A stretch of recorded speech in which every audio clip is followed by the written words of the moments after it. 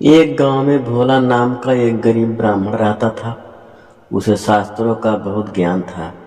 उसके पास गांव का कोई व्यक्ति कुछ पूछने आता था तो वह उसकी परेशानी का उपाय बता देता था।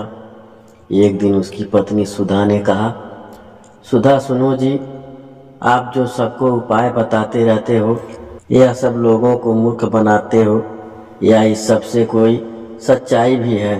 भोला, तुम मेरी धर्म पत्नी होकर मेरी शिक्षा पर प्रश्न चिन्ह लगा रही हो। मेरी बात कभी झूठी नहीं होती। सुधा, तो फिर अपने लिए कोई उपाय क्यों नहीं करते? तुम्हें दिखाई नहीं दे रहा हम कितने गरीब हैं? भोला, मेरी गरीबी की माया तो मेरे श्री हरि जाने, लेकिन एक बात है, उन्होंने आज तक हमें भूखा सोने नहीं दिया। सुधा, एक दिन ऐसा भी आएगा कि गांव में आपको कोई नहीं पूछेगा, तब भूखा ही सोना पड़ेगा। इस तरह भोला भगवान की भक्ति में लीन रहकर गुजर बसर कर रहा था। तभी एक दिन उसके पास एक सेठ जी आए। उन्होंने कहा, सेठ जी, भोला, मेरे पास बहुत पैसा है लेकिन सुख भोगने के लिए संतान नहीं है। मेरा क्या कसूर है जो मुझे संतान का सुख प्राप्त नहीं हो रहा है? भोला, सेठ जी, आपके पिछले जन्म के कर्मों के कारण आपके घर में संतान नहीं है। पिछले जन्म में आप एक शिकारी थे। आपने एक चिड़िया को मार दिया था। वह अपने बच्चों के लिए दाना लेने गई थी, जिससे उसके बच्चे भूख से तड़प कर मर गए। इसी कारण इस जन्म में आपको संतान का सुख नहीं मिल पाया है। सेठ जी, पंडित जी, कोई तो उपाय होगा। भोला, सेठ जी, जब आपके पाप कर्म समाप्त हो जाएंगे तो आपको यह सुख मिल सकता है। इसके लिए इंतजार करना होगा।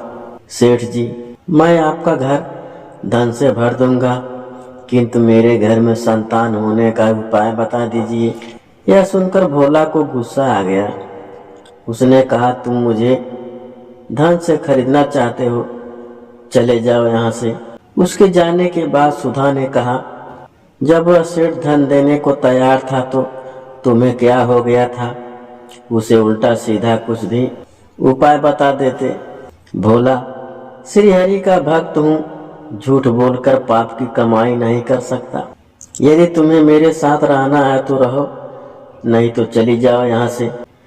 यह सुनकर सुधा को बहुत गुस्सा आया, लेकिन वह कुछ नहीं बोली और चुपचाप अपने घर के कामों में लग गई। जिस दिन से वे सेठ जी गए, उस दिन से गांव वालों ने भोला के पास आना बंद कर दिया, क्योंकि सेठ जी ने पूरे गांव में जाकर कहा कि वह तो लोगों को मूर्ख बनाकर पैसा ऐंठता है। ऐसी बातों को सुनकर गांव वाले भोला का विरोध करने लगे।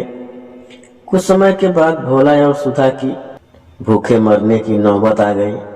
तब सुधा ने कहा, मैंने तुम्हें कितना समझाया, लेकिन तुम तो अपने विष्णु भगवान के चक्कर में पड़े हो। अब हम जिंदा ही नहीं रहेंगे तो भगवान जी की पूजा कैसे करोगे? कुछ और दिन बीत गए। अब दोनों से उठा बैठा नहीं जा रहा था। वे दोनों अपने घर में लेटे हुए थे। सुधा, लगता है मरने का समय आ गया है। भोला, मुझे तो लगता है भगवान से मिलने का समय आ गया है। तू भी आखिरी समय में भगवान श्री हरि का ध्यान कर ले। भोला और सुधा दोनों श्री हरि भगवान विष्णु का ध्यान करने लगते हैं।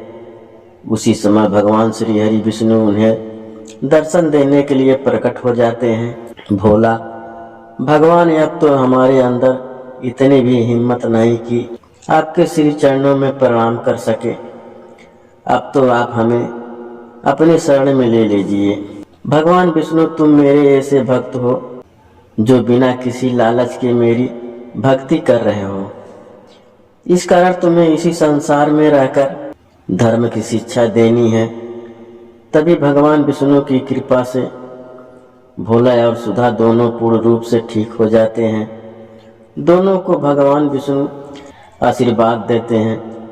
विष्णु जी, मेरी कृपा से तुम्हें अन्न धन की कभी कमी नहीं होगी।